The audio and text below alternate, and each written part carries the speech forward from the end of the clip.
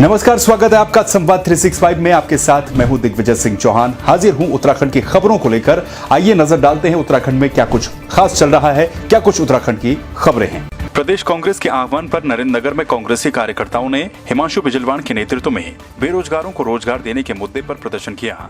इस दौरान कांग्रेसियों ने प्रदेश सरकार के विरुद्ध जमकर नारेबाजी की और सरकार पर युवाओं के साथ धोखा करने का आरोप लगाया। कांग्रेस पार्टी मजबूत विपक्ष की भूमिका में रहते हुए सरकार जो कि बेरोजगारों के प्रति, युवाओं के प्रति जो उदासीन रवैया अपना रही है उसको जगाने के लिए और प्रदेश और देश की सरकार से युवाओं को रोजगार देने के लिए, बंद हुए रोजगारों को पुनर्गठित और चालू करने के लिए जो है सरकार को जगाने का काम कर रही है। प्रदेश कांग्रेस अध्यक्ष आदरणीय प्रीतम सिंह जी के आह्वान पर पूरे प्रदेश में कांग्रेस जन आज धरना दे रहे हैं।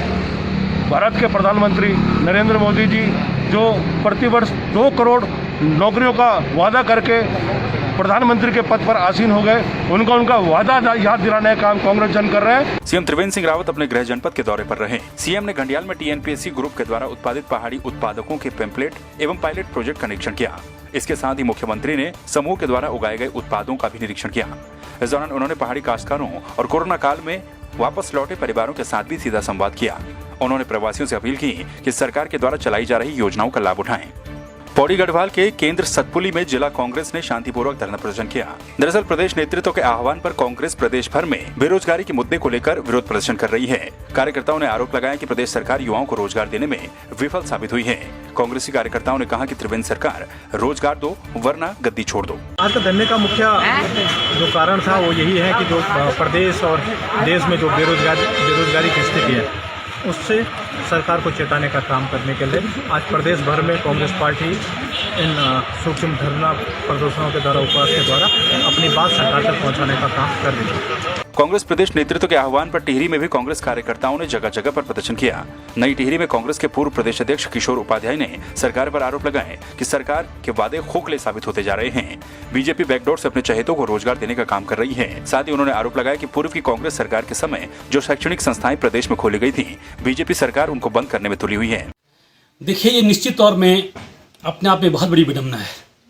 तब चाहे केंद्र की सरकार हो, तब चाहे उत्तराखंड की सरकार हो, इन दोनों सरकारों ने इस प्रदेश के नौजवानों को छलने का काम किया। इस प्रदेश के बेरोजगार नौजवानों के साथ धोखा किया।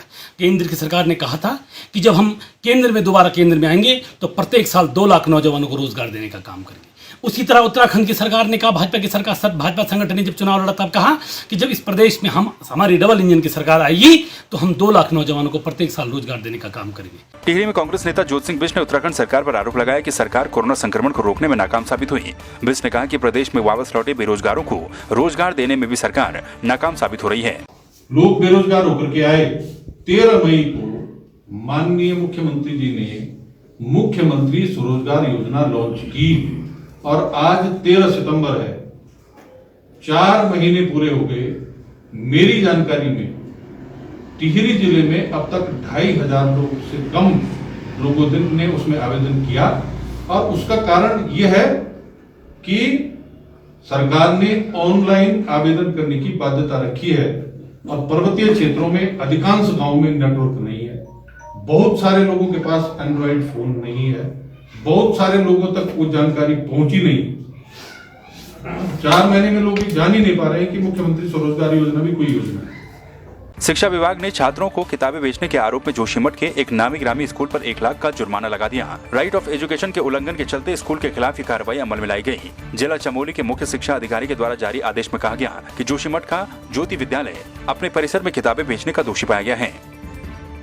बद्रीनाथ में 4 धाम योजना के तहत बन रही सड़क की दीवार टूटकर नदी में बह गई। माणा गांव के पास लगभग 20 मीटर की दीवार टूट गई है। साथ ही आसपास की दीवारों पर भी दरारें पड़ गई, जबकि बद्रीनाथ और माणा गांव के ग्रामीण पहले से ही कार्यदायी संस्था पर लापरवाही बरतने का आरोप लगा रहे हैं। बद्रीनाथ से लेकर और पांडुकेश्वर रोड में विशेषकर एक ऐसी स्थिति बनी हुई है कि यहाँ पे जो कंपनी काम कर रही है उस कंपनी की गुणवत्ता इतनी खराब है और उनका सामने सामने दिख रहा है। हमने कई वीडियो भेजी हैं कि बालू की जगह पे वो मिट्टी का प्रयोग कर रहे हैं और जिस कारणवश अभी बरसात इतनी ज्यादा न होने के बावजूद भी सारी दीवारें गिर रही हैं। हरिद्वार की उपनगरी ज्वालापुर क्षेत्र के एक निजी अस्पताल में महिला के गर्भ में शिशु की मौत हो गई। मामले में परिजनों ने अस्पताल प्रबंधन पर लापरवाही का आरोप लगाते हुए जमकर हंगामा किया। परिजनों ने आरोप लगाया कि अस्पताल में सर्जन की जगह पीएमएस डॉक्टर से ऑपरेशन करवाया जा रहा है। सूचना मिलने पर पुलिस ने मौके पर पहुंचकर मामले को शांत करवाया। मेरी सिस्टर में देख रहे थे किस किस की बेबी है, उन्होंने किसी ने नहीं कहा कि सैनिटाइजर यूज कर लो, तुम लोग क्यों देख रहे हो, मास्क कहाँ है तुम्हारे, उनको कोई फर्क नहीं पड़ रहा था इस बात से। एक लेडी के ब्लड निकल गया हाथ से, वो बेचारी हाथ को टांगे टांगे ऐसे ही घूमती रही, पूरा ब्लड उसके यहाँ पर गिर गया पूरे एरिया में, लेकिन स्टाफ का कोई याद नहीं दिखा। और एक और बात तो सबसे जरूरी ये थी, मेरी भाभी को पेन शुरू हुए, अंदर डिलीवरी हो रही थी, हमने गेट खटखटाया, उसको पेन शुरू हो गए हैं, गेट खोलो, वो कहने लगे रूम तो एक ही है, पहले उसकी तो डिलीवरी कर ले हम। फिर डिलीवरी करने तक भी हम वेट करते रहे, उन्होंने कहा सफाई करनी है अभी, तो अब 1 घंटा उन्होंने सफाई करने में लगाया। किसी और गायनेकोलॉजिस्ट डॉक्टर को दिखाएं तो ये है कि भाई क्या चल रहा है, हमें तो कुछ भी ABCD भी नहीं पता है। आपका मरीज आपको दिखाया नहीं गया? कुछ नहीं दिखाया गया। तो क्या बता रहे हैं स्टाफ वगैरह? कुछ बोल ही नहीं रहे हैं। महाराष्ट्र के अहमदनगर से बीजेपी सांसद डॉक्टर सुजय विखे पाटिल ने अपने परिजनों के साथ हरिद्वार पहुंचकर गंगा स्नान किया। उन्होंने देश को कोरोना मुक्त करने के लिए मां गंगा से प्रार्थना भी की। उन्होंने कोरोना महामारी से मुक्ति दिलाने के लिए प्रार्थना करते हुए कहा कि पीएम मोदी के नेतृत्व में देश एकजुट होकर कोरोना से लड़ रहा है। कोरोना के खिलाफ मानवीय संघर्ष तो चल ही रहा है, लेकिन इस विश्वव्यापी संकट से मुक्ति दिलाने के लिए ईश्वर से प्रार्थना भी जरूरी है। जब भी हम आते हैं बहुत सुकून महसूस होता है। आज भी इस कोरोना की महामारी के अनलॉक के अवसर पर यहाँ पे दिल्ली में लोकसभा सेशन शुरू होने से पहले यहाँ आने का सौभाग्य हमें मिला है। तो ये कोरोना की महामारी से इस देश को बचाया जाए, सारी सृष्टि से बचे, इसके लिए माँ गंगा के चरणों में हम नतमस्तक होने यहाँ आए हैं, यहाँ प्रार्थना करने आए हैं। हरिद्वार के विकास कॉलोनी में युवाओं ने डेंगू के खिलाफ मुहिम चलाकर पार्क की साफ सफाई की।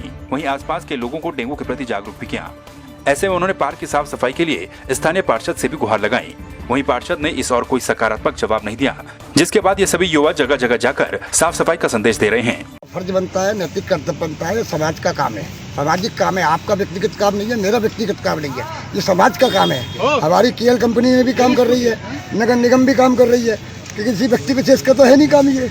और हमारी जिम्मेदारी है, भाई जिम्मेदारी है तो मुझे जवाबदार बन के काम करना पड़ेगा, ये मेरा नैतिक कर्तव्य है। पार्किंग वगैरह करी, यहाँ पे पेड़ लगाए, सब लगाए।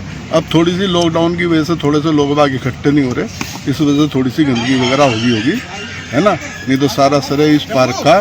तो आपने देखा उत्तराखंड में क्या कुछ खास चल रहा है, क्या कुछ उत्तराखंड की खबरें रही। एक बार फिर से आपके सामने हाजिर होंगे उत्तराखंड की कुछ और खबरों के साथ। तब तक के लिए आप बने रहिए संवाद 365 के साथ। नमस्कार।